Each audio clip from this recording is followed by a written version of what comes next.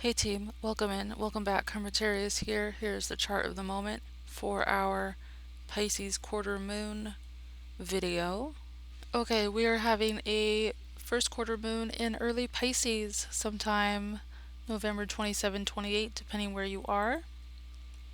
Here is a little peekaboo at the chart. Before we get deep into what's going on with the chart, we're going to do a little review on Pisces so you can start to get the flavor of what we're looking for when we start talking about the aspects and what's going on.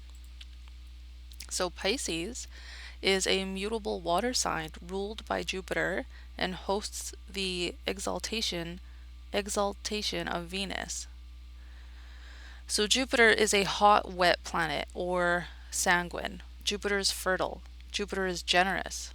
Jupiter symbolizes excess, expansion, and largesse. Jupiter is jovial, like a Santa Claus figure. Jupiter has joy in the place of good spirit. Jupiter is benevolent. And then Venus has exaltation here. So Jupiter is fully resourced in Pisces. This is one of Jupiter's houses. He owns all the resources here. He's got full control. He can do what he wants with everything in Pisces. Venus has exaltation in Pisces, so she's freely resourced here. When Venus comes around, Jupiter wants to roll out the red carpet for Venus here in Pisces. So how does that inform us about Pisces? So here's the place where Venus feels freely resourced, her home away from home, where the red carpet is rolled out just for her. What does that tell you about the Pisces environment? What tempts Venus to perfection and excellence? Themes of having a planet in exaltation can be excellence and also maybe being, pedestalized can lead people to perfectionism. Also, I saw some wording by Kelly Surtees today. So it's like Pisces is influenced by the traits of Jupiter and exalts the traits of Venus. So that's a cool way to look at it as well. Pisces is also a mutable water sign. So mutable is the sign between fixed and cardinal. It's the end of the seasonality, and it kind of fills the gap in the time and the imagination between the fixity of what is and is ending and is no longer, and the suddenness but the not yetness of what is to come. This is the space in between. Mutable denotes change, variability, and contradiction. Water is made of the qualities cold and wet, cold being an absorbing, slow, and collecting quality that requires heat to power it up, requires some kind of input and environmental circumstance to react to and the time to react to it in. And the wet quality is communal, collective, and connected. So the cold and wet together help inform, the water significations of being about connection, emotions, sensitivity, flow, emotional reaction, and the dream space. So these are our basic ideas about Pisces. I don't have a word blob for you. But we can get deeper into the chart now that we kind of have some ideas about who rules Pisces, who finds pleasure here, or exaltation, and then what are just some basics that we can know about Pisces. So it's like the dream sign or the artist sign. We can also, I've heard Pisces called the martyr because Jupiter is about teaching like religion and stuff. And so the optimism and the seeking and the inspiration is Sagittarius, and then the martyrdom and the taking it really personally is the Pisces. Okay, so for this first quarter moon here in the square, there's no other planets around 6 degrees. So there's nobody that sun and moon just talk to, and there's nobody that sun and moon are just gonna talk to. And then what's up next for moon is that moon is going to conjunct the north node in Pisces and then have a square to Mars in Sagittarius, who himself just had a square to the nodes here at the south bending or at the bending of the nodes. And both of those things are going to happen 24 hours within 24 hours of the new moon happening. So within a full day, we're going to have this contact and then that contact. Then within the next 12 hours, we're going to trine Mercury, who's going to be stationing direct, trine Jupiter, who is retrograde, and then conjunct Saturn, who has just stationed direct. So station, just stationed, station. And then after that, like really shortly after that, Moon will then have the trine. I think we'll have the trine to Scorpio, but I think Venus will already be in Sagittarius, so I don't think we have a contact there. And then we will sextile Uranus down in Taurus, and then conjunct Neptune in Pisces, and then get into Aries. So that's the basic crunch time motions of the moon right after this first quarter moon. And that is making me want to say some stuff about it. So this conjunction to the north node, square to Mars at the bending, and then following a conjunction to Saturn, make me wonder about an all-consuming, all-devouring passion project, creative idea, new relationship, emotional connection, something that stirs your spirit, something that gets the dream juices flowing here. And then, we want to remember that we're a human with a moon in the body, in a human body with human limits and needs. So the North Node can disregard your humanity. Saturn can disregard your limits and requires you to have limits strongly. So if you have some kind of passion project, some kind of thing that you're just ramping up and you're really excited about, and you can see how it can take all of your time and all of your energy, you're going to get where you want to get faster, whatever that means for you, or smoother, or more efficiently, like with more energy left for you and your body, if you honor your body along the way. If you honor your limits, kind of more than this passion. Trust that you're putting in the structure now with these contacts. It's a square, we've got Mars, we've got Saturn. Trust that you're going to be putting in the structures now to make this sustainable and not all-consuming and totally overwhelming. So now let's look at the rulership, the technical aspects here. So Moon in Pisces, Sun in Sagittarius, both of these are ruled by Jupiter, so that's really nice. And Jupiter's here in the Moon sign in Cancer. So Moon is aspected by trine and applying within the next 2 days to a trine exact with Jupiter, so that's really nice. Whereas Sun is quincunx. Sun is unopposed or unaspected to Jupiter until we get into Capricorn season. So the entirety of Sun in Sagittarius season is technically unresourced, unwitnessed by Jupiter. And we've got 23 more degrees until we're at 30. So we got like 23 days to go. However, Jupiter is ruled by the moon and is receiving this mutually applying trine and mutual reception between them, being in each other's ruled houses. Jupiter also has exaltation in Cancer, so is doing really well here. Doesn't help the sun very much. But Jupiter also is coming off of a really recent trine to Venus, who has exaltation in his sign Pisces, so like they're kind of besties, like 18 hours prior to this moment. So hopefully that does something for Sag season, having Venus bring something in there. I'm not sure though. And then we can look at who were they talking to most recently, because we know who Moon is going to be talking to. Sun is not following that path that the Moon is following. Sun is not going to conjunct Mars. They're going to have that happen here in in Capricorn. But Sun is going to come up and do a square, be the T-square point of both the nodes. And then we'll truckle on, and have more quarter phases of the moon before like anything else is happening. So Sun is just kind of like, here I am in Sagittarius, and it's like crickets a little bit because it can't be witnessed and like not really talking to anybody else for a little while, right? So Sun's most recent contact was the sextile to Pluto in Aquarius, but I think the most recent contact would have been 2 days ago, the sextile from the moon, that opening crescent moon, the opening waxing moon from the sun. Because like 2 days ago, moon would have been here in early Aquarius. 2 days ago, sun would have been at, 3 degrees Sagittarius. So it would have been move into Sag, have the sextile with Pluto, truckle on, have that opening sextile with the moon, and now we're at the square with the moon.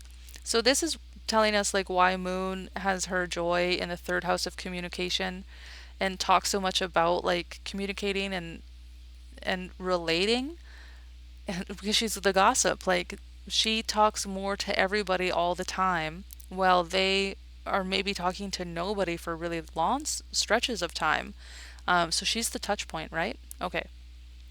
So Sun's most recent contact was to Pluto, but technically was to Moon here. And then Moon's most recent contact was a square to Uranus. Leaving Aquarius, we would have squared Uranus and then got into Pisces and been like, okay, I'm not talking to anybody until we're now at the square to the Sun. So we could say that Moon maybe carried this square from Taurus in Aquarius from Uranus message into Pisces and is now giving it to the Sun, who's just going to sit with it for a while because Sun isn't talking to anybody except the Moon through her travels, like for a bit. So I want to say some things about this as well. So Sun's light and the source of inspiration is not resourced by the ruler. So Sun's light, which is the source of inspiration, like the source of the moon's light, is not resourced by the ruler. The most recent contact was a sextile to Pluto. So what hidden reserves with Pluto have you recently discovered or had revealed to you, Pluto and the moon, that are helping carry along these Scorpio startups, which was trine to Jupiter at the time, but not witnessing your resource chain, right? Because we started with the Scorpio new moon, not seeing Mars, but Mars was ruled by Jupiter, but Jupiter could see the moon. And now we're in the first quarter moon where Sun is now ruled by Jupiter, can't see Jupiter, but moon is involved. And so we still have this kind of like resource chain pinballing around, but it might not be obvious right now. So what hidden reserves did you maybe also come across during this Sun sextile Pluto, or when moon was on Pluto and then would have sextiled the Sun as well? What hidden reserves were revealed at that time to help carry along whatever started here without necessarily seeing where it's going, how it's going to work, where those resources are going to come from, and just going along. And we got to set limits and boundaries and structures to help that, right? Moon's light is square from source and trine to the resourcer of both. So the materials needed, what moon needs to do, what moon wants to do the work with a square, are readily at hand. Moon can get light from the sun, and moon can get resources from ruler Jupiter. So moon's most recent contact was a square to Uranus. Now we are walking into the mouth of a beast. We're walking into the North Node and then into Saturn, while also squaring Mars, who just had squares with the nodes. So there might be a lot of teeth gnashing going on, you know what I mean? So we're walking into the mouth of a beast.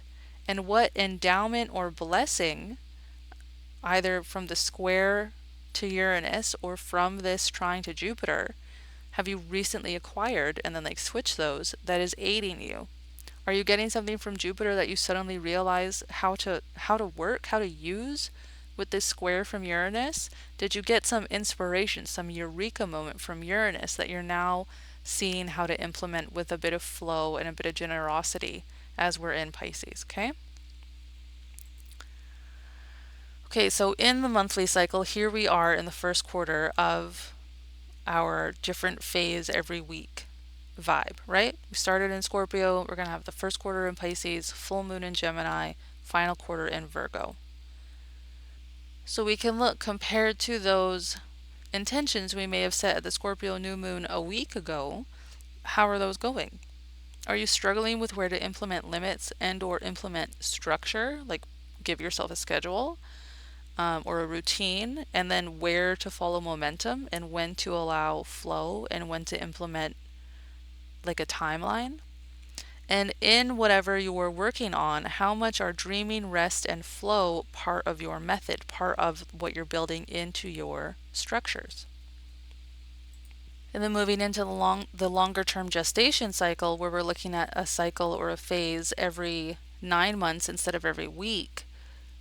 Allegedly we have this kind of vibe every 3 years in this Pisces part of our chart. So if so, can you recognize just really broad cycles every 3 years that like are in this kind of build up, developing, implementing stage?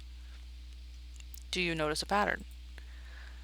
So here is the Pisces gestation cycle. We had the Pisces new moon at 9 degrees 40 minutes, February of 2025. And now we're having a Pisces first quarter moon, 6 degrees with sun from Sagittarius. Then we'll have a Pisces full moon with sun in Virgo in August of 2026. And then we'll have the Pisces third quarter moon with sun from Gemini in May of 2027. So while you are looking at how you're implementing what you want to do from the Scorpio new moon into the Gemini full moon and how you're building those habits or how you're implementing structures on your projects, let this 1 week of developing that in the local space be the seeds you're setting and the foundations you're laying for this longer 9 month, you know, leg of a project or leg of a cycle that we're now in until August of 2026. So let this 1 week of focus on like really developing and implementing some kind of structure and some limits and some boundaries for what you want to accomplish to be the seed that you're planting and the foundation you're laying for the greater 9 month work, right? Like hash it out now so that you have more flow over the next 9 months. Because we're in the build up phase, right? The moon is growing in light and brightness and size and shape. So what are we growing and how can we support it with the square? What do we have to trade energy, time, resources for seeing that come to fruition? So what did you start, intend, or begin to hope for around late February of 2025? Are you ready to trust your vessel, the moon, to the ripples that started then? What action or commitment can build trust in that flow? What limits and respect around your human body and the human condition can you incorporate into your expectations and your structures? Like, are you giving yourself downtime? You know what I mean? Okay, so we're going to go over the astrology horoscopes and then we're going to do tarot horoscopes, okay? So the way I set this up is we're looking at, keywords from the first quarter moon and other things at play. So Mars square Saturn. So like we're building up structures or we need boundaries or we need limits. And then what house is that in is like the meat of it. And then I want to bring in Jupiter supporting from a house and how we can tie that together. Mutable signs, this lunation is going to be angular for you, and so it may be a more impactful time compared to some of the other signs. So Pisces risings, this lunation is happening in your first house, so we may be building up structures needed to allow the joy of your fifth house to support your journey of self, character, principles, and overall personal development and direction. Gemini risings, this Pisces lunation is happening in your 10th house, so we may be building up the structures needed in your public life and with leadership to allow trust in your resources and supports. You as a boss or your bosses or your leadership trajectory can't take up every last resource because it will. It will devour it ceaselessly if you do not put in some limits and some boundaries, either with your bosses and their expectations or with your expectations of yourself on your leadership path, in your public life path. This area should be feeding in to this area because if you don't put some limits or some safeguards in here, it will like just endlessly devour what you have to offer. So if you're dealing with this with a boss, like you've got the goods to give and you can give them best if there's limits and structure and they're not wringing you dry, right? Virgo rising, so this Pisces lunation is happening in your 7th house. supported from Jupiter in your 11th house. So you may be building up needed boundaries and structures to help support your dreams and aspirations and allowing greater networks to support you. If all of your dreams have been funneling towards supporting the partner or what the partner wants to do, or the client or the business partner, or all of your dreams are fixated around like your nemesis, that will be endless. You need to start developing some kind of structure or limit or boundary, so that these dreams can be your dreams and not fixated on their dreams, right? And then Sagittarius risings, this Pisces lunation is happening in your fourth house. So we may be building up some needed structures in the home life, in the private life, and with parents to ensure smooth transitions and safeguards for legacy with Jupiter and Cancer in your eighth house. So maybe as we're moving from November into December, not at Christmas because that's a downer, but as you approach Christmas, you get all the parents in your life, Sag risings, you get them a will kit because you don't want this eighth house time, whenever it comes, to be any harder than it needs to be. So, whether that's like deciding what people want to have happen to their property or to their artwork or to the things they've been working on in their lifetime, to actually knowing what someone's like end of life plans and desires are, so that if they were incapacitated, someone knows what to do, to literally having a plan and a will for children and inheritance and all of that. So don't let the doom of this topic eat you alive and don't hound anybody with that information. Bring in that this can be like a supportive time to plan for that, so that when life gets busy and you're consumed by everything that's going on in your personal life, when these events happen, and they do happen, and they are brutal and they are expensive, that has as much flow and as much ease and as much support for you in your private life when that happens, like that it can. Okay? So like don't let the doom consume you, but also don't just completely ignore and think that the good flowing familial times will last forever because we all age, right? Okay. Okay, cardinal rising signs. This Pisces lunation is happening in a cadent house for you, regardless of your rising sign. And so it may feel a bit more tiring or draining than you're used to, especially since last month's lunations all happened in succedent or supportive signs. So you're going from feeling like the moon's motions are like supportive and flowing and easy to like, this is tiring and draining and I need a nap. And that's okay. You should build that into your structure. So for Capricorn risings, this Pisces lunation is happening in your third house, supported by Jupiter in your seventh house.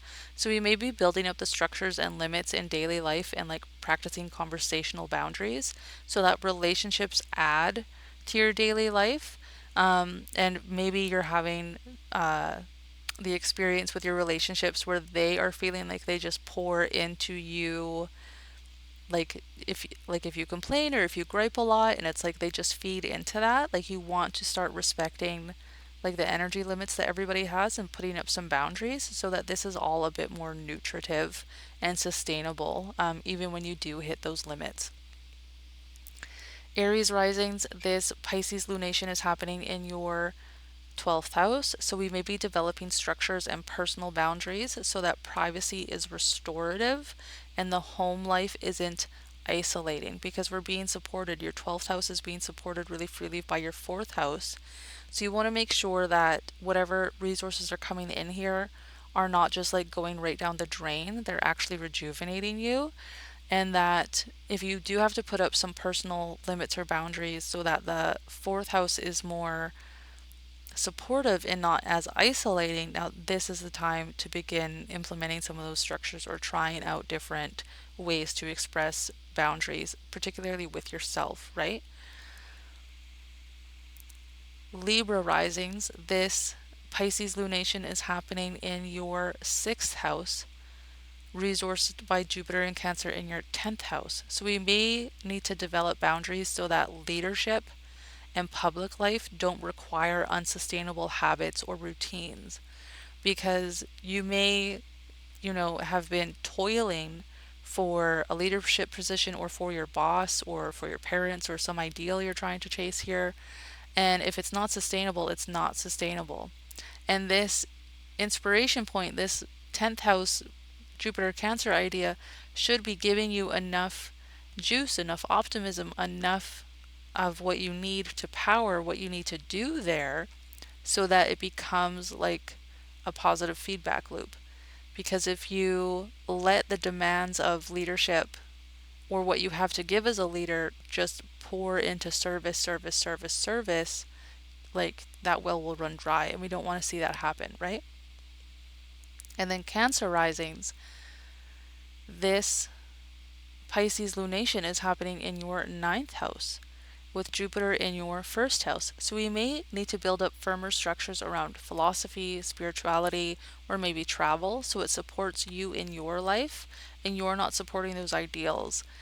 You don't need to pay the mortgage and the pension of everyone at the airline and the hotel resort if it's leaving you with like nothing but travel memories. Like, let these topics that you're interested in, whether it's spirituality or higher learning, or you're trying to go to college or you're trying to travel the world, um, let there be structures and limits and boundaries here so that you can continue to enjoy it and you don't completely burn out and it's like a flash in a pan. Okay?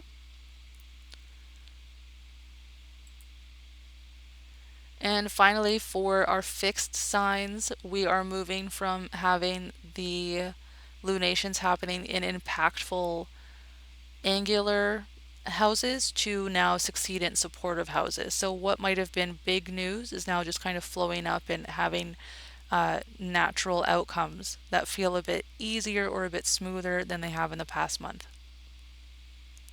Aquarius risings, this Pisces lunation is happening in your second house, resourced by Jupiter coming from your sixth house.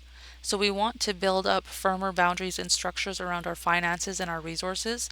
So our toil and our labor and the things we just gotta do can feel rejuvenating to us and not like all I do, I spend. All I work for is just gone for our passion projects or our creative ideas or our lack of boundaries.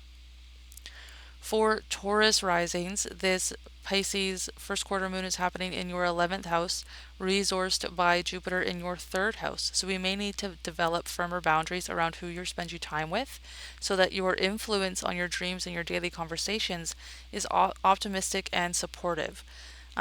Maybe the people in your life are really supportive of your dreams, and that is causing you to focus like really a whole lot on them, and you're gonna burn out there because it needs to be a bit more balanced. Or maybe the people that you spend your time with are having too big of an influence on your dreams. So we want to put some structures and some boundaries and some limits and some sustainability into our greater networks and how much time we spend with them and what we consider like dreams and goals and what direction we're going, because your local daily life can feed it really well, can feed it endlessly. And these higher dreams and goals, or the people you know in the wider circle, can take and take and take, and that may not be so sustainable. So we may want to develop some boundaries around just the people we spend our time with. And you know that saying, like, you become the you become most like the five people you spend the most time around with. So make sure that that is feeling rejuvenating and sustainable to you. And if it's not, it's time to develop some kind of boundary or some limit there. Leo risings, this Pisces first quarter moon is happening in your eighth house, resourced by Jupiter in your 12th house.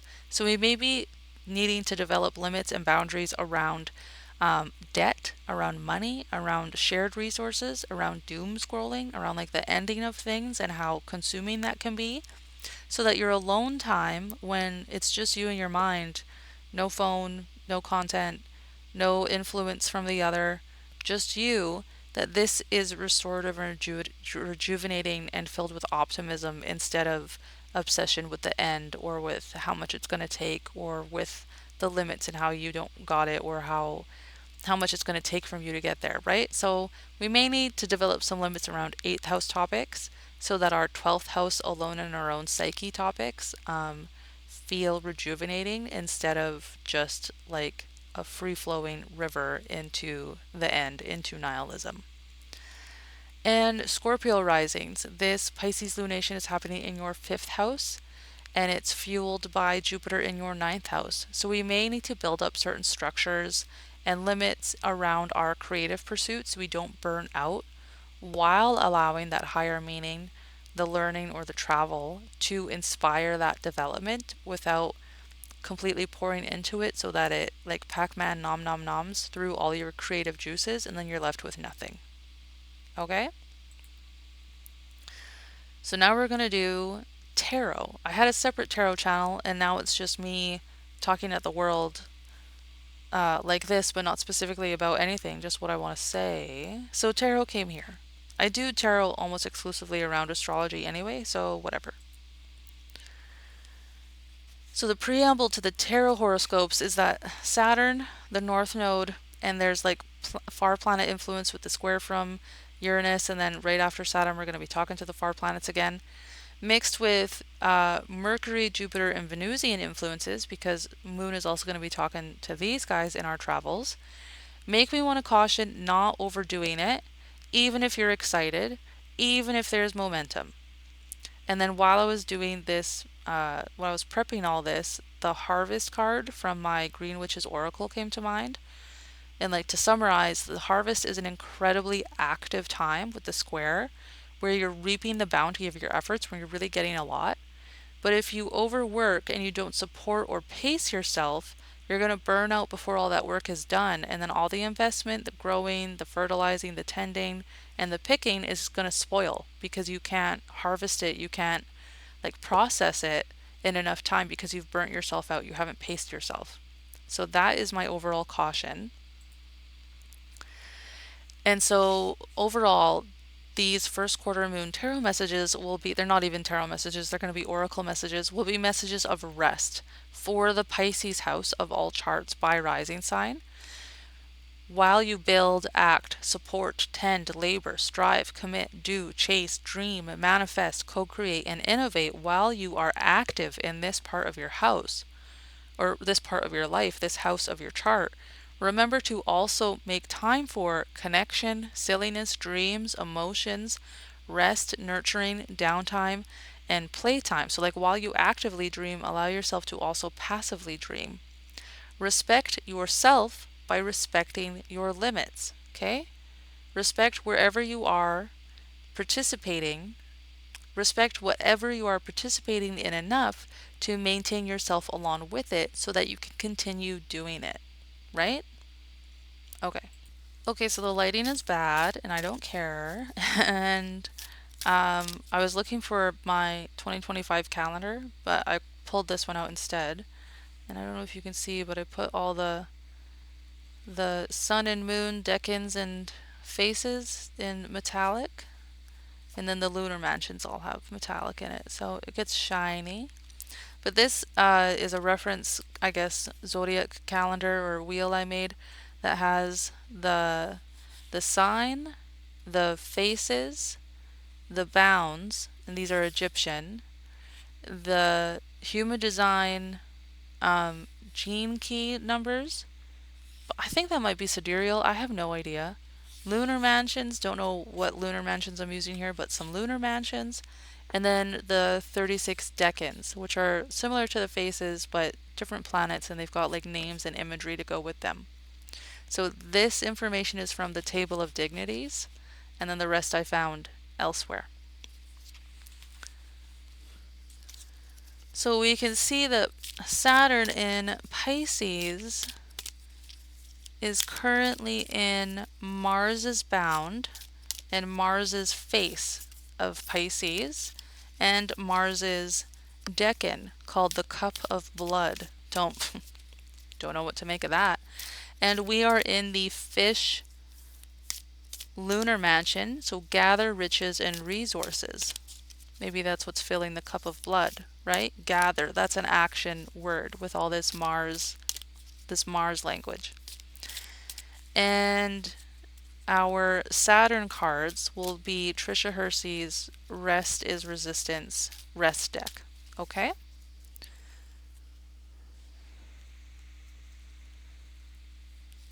And then we can see that Jupiter in Cancer, we're going to do an angel card for the support from Jupiter. Jupiter in Cancer is in his own bound, so that's nice.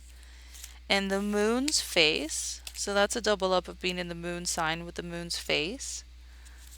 So really resourced really well. And Jupiter's own decan, which is the overflowing cup. So the cup of blood in the overflowing cup. Riches, you know. Good time for an iron infusion for my anemics. And we are in the Lion lunar mansion. So dispel sadness and inspire courage. Gather riches and resources for Saturn. Dispel sadness, inspire courage for Jupiter. A lot of overflowing cups filled with various fluids. And then let's also look at the sun and moon, just for fun, yeah? So sun is at 6 degrees Sag, so that puts us in Jupiter's bound. And Mercury's face. We are in the lunar mansion's change in the mutable signs at 4 degrees. So we are in the Hunter lunar mansion, which is a success in attaining goals, so that's great. And we are in the Jupiter decan, so the poisoned arrow. All right. And then the moon is over in 6 degrees of Pisces, so that is in Saturn's face and Venus's bound. And we're in another Jupiter decan. Jupiter is popping in these decans here. Another Jupiter decan of the labyrinth. So yeah, we don't know our way through. That's okay. We're gonna set up a plan, and we're gonna strategize. It's gonna help us through, right?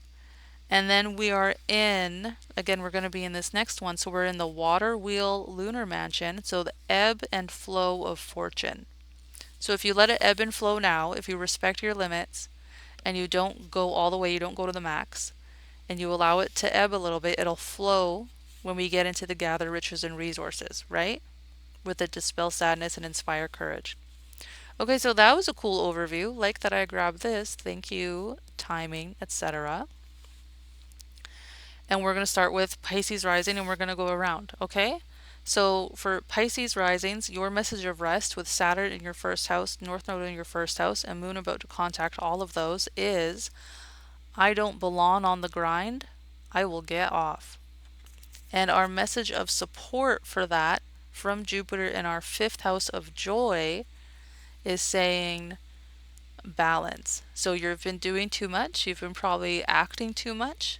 It's too much masculine energy. You need to come more into the feminine energy and sit and receive and rest. You don't belong on the grind. Quit trying to push that, back off a little bit and let things flow a bit more. Get off the grind.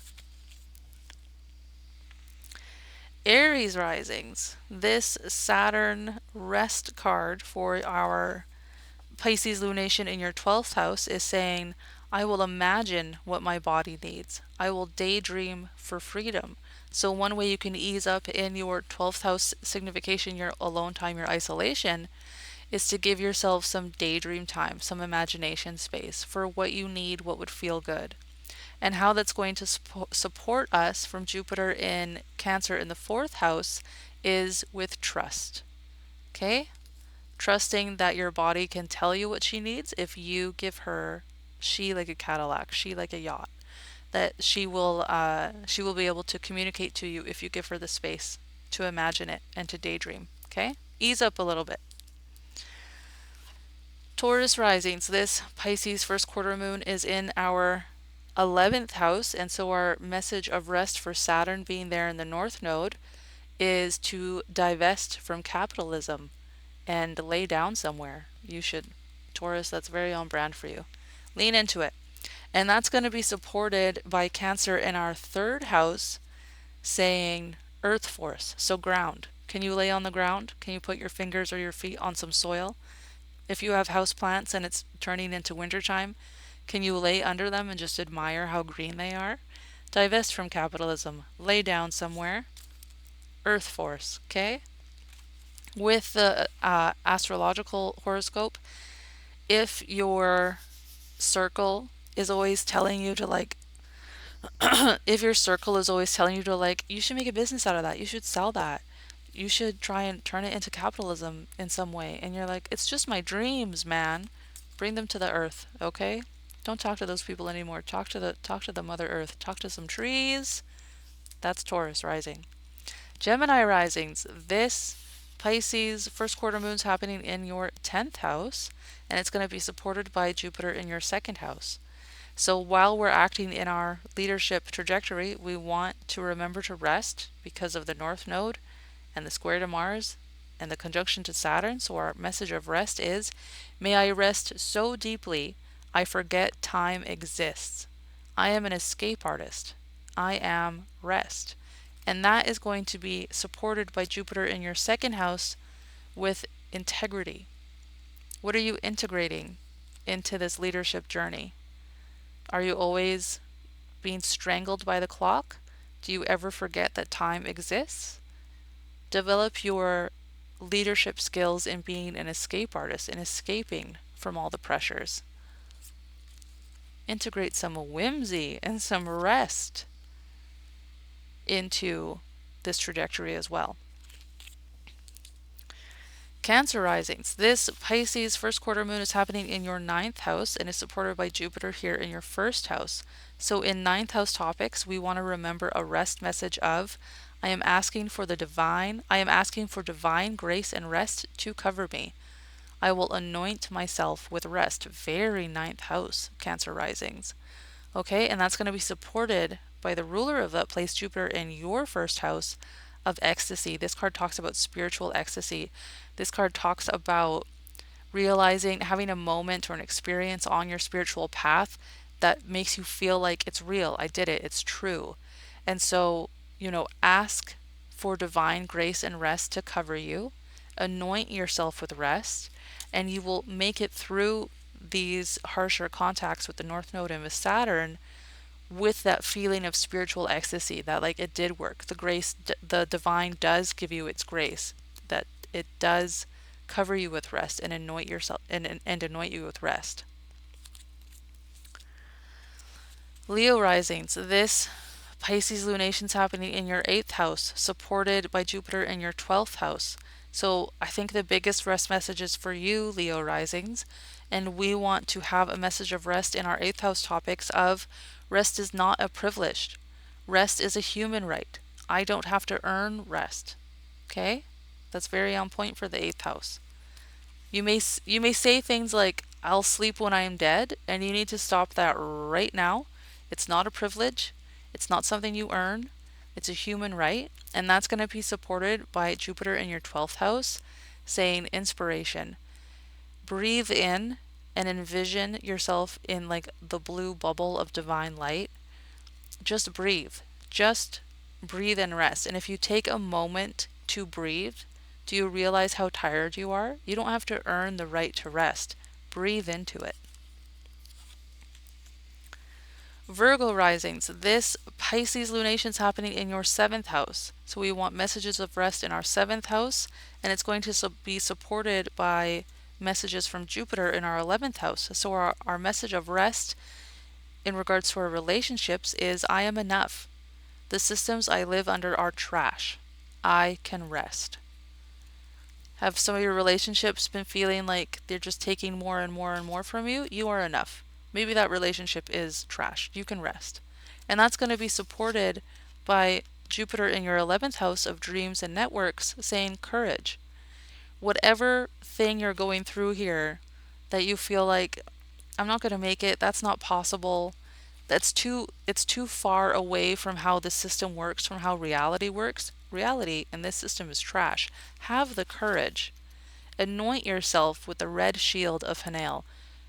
See this red light around you as your shield, and have the courage to move through it for your purpose, for knowing that you're enough and that you can rest now, and that whatever expectation, whatever stranglehold you're experiencing here, have the courage to blow past it. I recently was getting this card a lot in a similar circumstance to this, where I thought it was saying have the courage to show up in the system. Have the courage to just keep going. And that was not it. It was have the courage to acknowledge that the system is trash. I'm enough now, and I'm going to rest.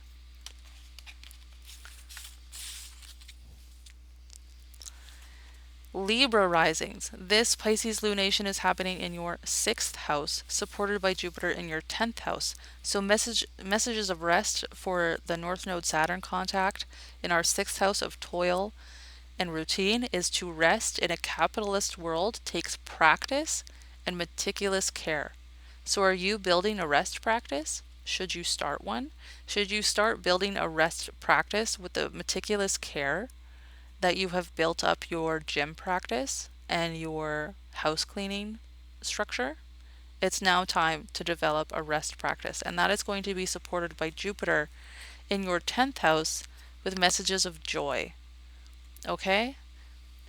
Yes, the 6th house is a hard house, but it can also be a place of joy, right? Our habits and our routines and our rest can be a source of joy instead of feeling like you're losing out or you've got to make it back or you'll never recover that time, okay? To rest in a capitalist world takes practice and meticulous care. Apply that ability to curate and like bring that meticulous eye to your rest practice. Scorpio risings. This Pisces lunation is happening in your 5th house, so we may need more rest messages around the devouring inspiration to create. And it's supported by Jupiter in our 9th house. So Scorpio risings, our message of rest is I am not lazy. And that is going to be supported by Jupiter from the 9th house saying forgiveness. Okay, so you maybe have some big ideas cooking up in your 5th house about what you want to make and how you want to feel and how good it's going to be. And you feel like if you're not acting all the time that you're failing it or that you're lazy, and you're not lazy. It is time to forgive yourself for all the times you called yourself lazy, when rest and downtime and daydreaming and imagination are integral to the creative process. You can build a structure and you can build a habit and you can build the discipline all you want, but if the water is not in the well, it does not matter how structured you built all the piping system. Okay? You are not lazy, and it may be time to begin forgiving yourself and finding a new creative outlet for that in all the times you called yourself lazy over the past few years, but for your whole life. Okay? You are not lazy. Forgive. Sagittarius risings. This Pisces lunation is happening in your 4th house, supported by Jupiter in your 9th house. And so we want messages of rest for the 4th house of saying, I am enough now. And that is going to be supported by Jupiter in the 8th house saying gratitude. Okay, so you are enough now. And maybe if you remove conditioned or parental expectations, you can really feel the gratitude you have for being enough now. Maybe it's the noise of the other or of your upbringing or, just the noise that you have when you're alone that make you feel like you're not enough now, but you are enough now. So have gratitude for that. And lean in to being enough now to really feel the gratitude that you're waiting to feel. You're waiting for permission to feel. Feel it now. You have it now. So optimistic for Sag rising. So on point. Capricorn risings. This Pisces lunation is happening in your 3rd house, supported by Cancer, Jupiter in your 7th house. So our message of rest for the 3rd house is going to be, I am free, I am rested, I am cared for, I am well. And that is going to be supported by Jupiter in the 7th house of security. Okay? You are cared for. You are free. You have what you need.